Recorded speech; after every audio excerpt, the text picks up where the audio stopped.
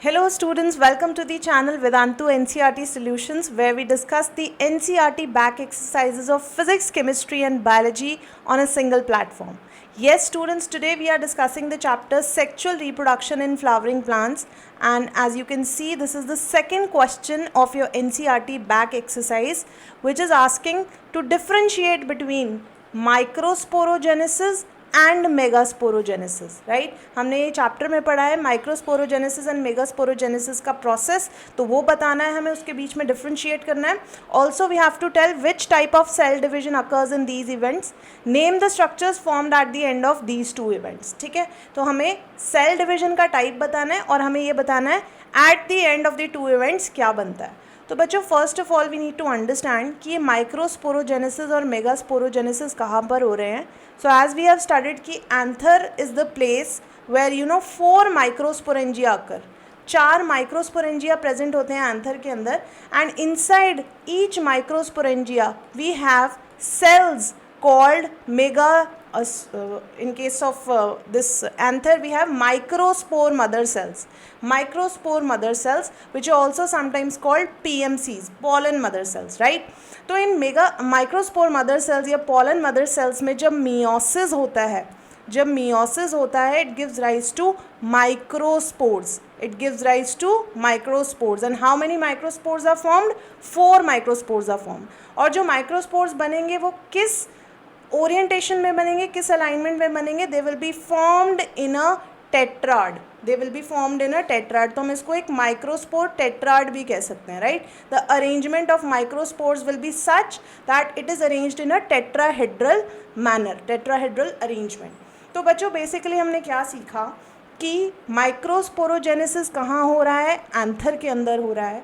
जब माइक्रोस्पोरोजेनेसिस होता है तो कौन सी डिवीजन होती है? Meiosis takes place. What is the result of microsporogenesis? That microspores और eventually developing pollen grains are formed. Right, तो इस सारे प्रोसेस को बच्चों हम बोलते हैं microsporogenesis. This is known as microsporogenesis. I hope it is clear to you. Cell division type is meiosis, and difference is that the two events are taking place in different structures. One is anther, second I'll let you know. And also क्या बन रहा है and में? microspores बन रहे हैं. This is the first part. This is related to microsporogenesis. Now let's see megasporogenesis में क्या हो रहा है. Children, we have studied कि megasporogenesis takes place in ovule. Right? Ovule के अंदर मेगास्पोरोजेनेसिस होता है. Like suppose this is the ovule, this is the nucellus tissue. Right, this is the nucellus tissue of the ovule. Right, this is ovule and this is the nucellus tissue. So inside the nucellus tissue there is one prominent cell which is known as megaspore mother cell. Again we are calling it MMC, but here MMC stands for megaspore mother cell, and that megaspore mother cell undergoes meiosis. It undergoes meiosis to give rise to structures called megaspores. How many megaspores are formed? Since meiosis is taking place, तो 4 megaspores बनेंगे. How many megaspores? 4 megaspores will be formed. And children, out of these 4 megaspores, 3 will degenerate. 3 क्या हो जाएंगे? Degenerate हो जाएंगे, और सिर्फ एक बचेगा फंक्शनल. एक कैसा बचेगा? फंक्शनल बचेगा. बाकी 3 कर जाएंगे डीजनरेट. तो बच्चों, अगर हम इस प्रोसेस को भी देखें तो यहाँ पर कौन सी सेल डिवीजन हुई है? मियोसिस हुआ है. एंड इस प्रोसेस को हम क्या बोलेंगे? मेगास्पोरोजेनेसिस. राइट, इसको हम बोलेंगे megasporogenesis. And we have seen what is the result. क्या बनता है? मेगास्पोर्स बनते हैं. तो this is how microsporogenesis is different from megasporogenesis first of all. और बच्चों, यहाँ पर जो मेगास्पोर्स बने, अगर हम उनका अरेंजमेंट देखें, that how are the 4 megaspores formed. So children, they are formed in a linear manner. Linear मतलब एक स्ट्रेट लाइन अरेंजमेंट में, जिसको हम लीनियर अरेंजमेंट ऑफ मेगास्पोर्स बोलते हैं. ऐसे बनेंगे जिसमें से 3 कर जाएंगे degenerate and only 1 will be functional.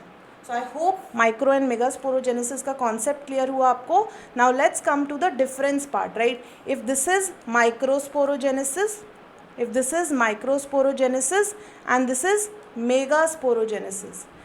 is megasporogenesis, so let's try to differentiate between both the processes. This is megasporogenesis. Right, first of all हमने सीखा that microsporogenesis occurs in anther of the flower. Right, and megasporogenesis takes place or occurs in ovule of the flower, ovule of the flower of the ovary part, right? Secondly, we know that formation of microspores is taking place here. Microsporogenesis में क्या बना है, microspores बने हैं, और यहाँ पर क्या बना है, formation of megaspores is taking place, formation of megaspores is taking place, right? And children, जो माइक्रोस्पोर्स बने हैं उनका अरेंजमेंट कैसा है?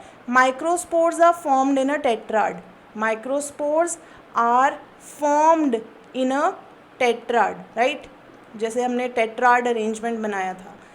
And on the other hand, megaspores are formed in linear arrangement, in linear arrangement, right? Clear?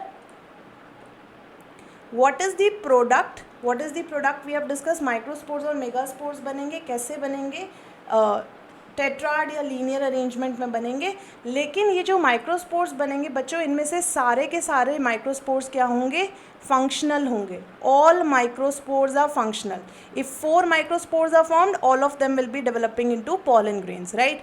लेकिन अगर मैं megaspores की बात करूँ, only 1 megaspore is functional, only 1 megaspore is functional, 3 megaspores degenerate. 3 megaspores उनमें से क्या कर जाएंगे? डीजेनरेट कर जाएंगे. सो आई होप बच्चों आपको ये डिफरेंस समझ आया. अगर सोल्यूशन क्लियर हुआ है तो लाइक करो वीडियो को, शेयर करो, and subscribe to channel Vedantu NCERT solutions, and I will see you in the next session. Till then, bye bye.